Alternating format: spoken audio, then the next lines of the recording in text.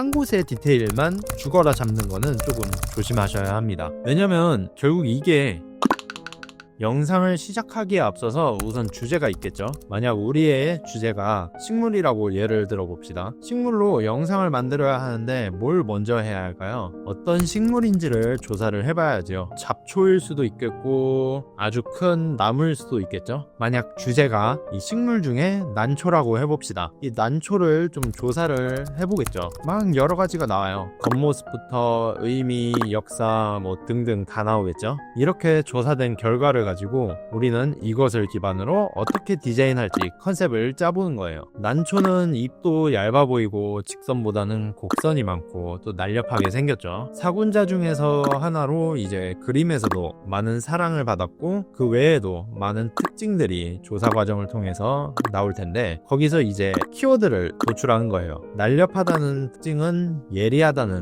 그런 시각적 키워드로 나올 수 있을 거고요. 사군자 그림에서는 이제 주로 과거에 선비가 즐기던 그림이잖아요.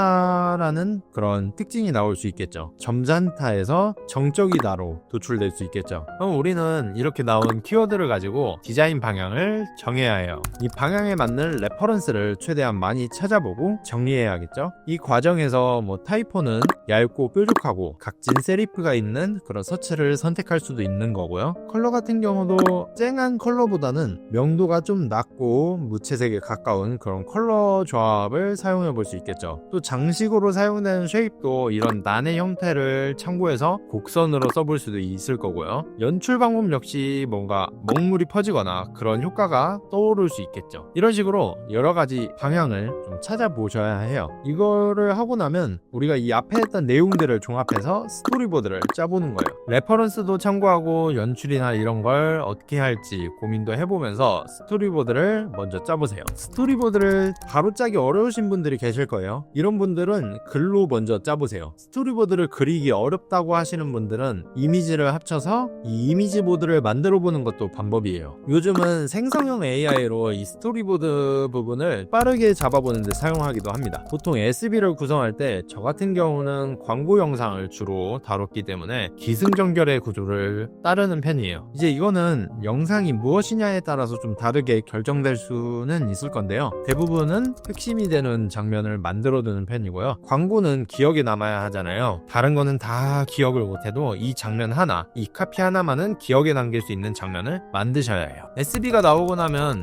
이걸 가지고 이제 가편집을 합니다. 레퍼런스에서 찾았던 뭐 연출이나 비슷한 표현을 사용한 영상이나 이런 걸 짜깁기해서 올려보고 그 느낌을 보는 거예요. 이 가편집은 디테일하게 할 필요는 없어요. 하지만 핵심 포인트를 잡아준다고 생각하고 작업을 하시면 좋아요. 영상 레퍼런스가 아니어도 이미지를 붙여서 뭐 보여주셔도 되고요. 이렇게 가편집 또는 애니메틱이라도 하는 이런 사전 시각화 단계를 거치고 나면 이제 본격적으로 디자인을 들어가셔야 해요. 디자인을 들어가면 흔히 키비주얼이라고 하거든요. 아까 말한 그 하이라이트가 되는 부분에 디자인을 먼저 잡으시고 제 경우에는 그 앞뒤로 확장을 해가면서 디자인을 구성해가는 편이에요.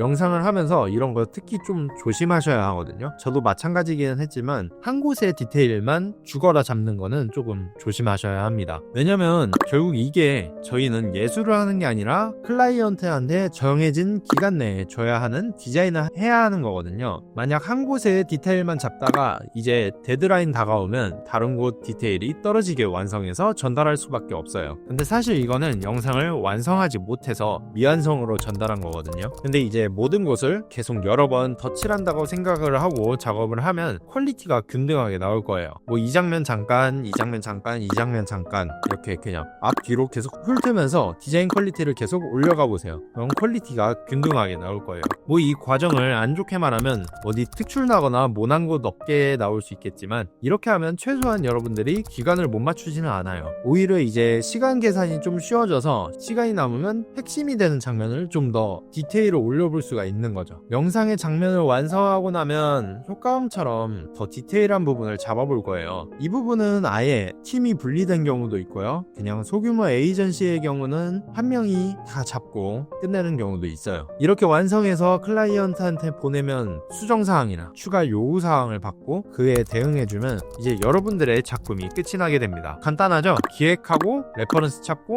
가편집하고 디자인 들어가고 수정한다. 이게 영상 제작의 좀 기본이 되는 틀이에요. 물론 뭐 마감이나 급하거나 이런 타이포 영상처럼 쉬운 거는 SB도 안 그리고 바로 글 콘티만 보고 들어가기도 합니다.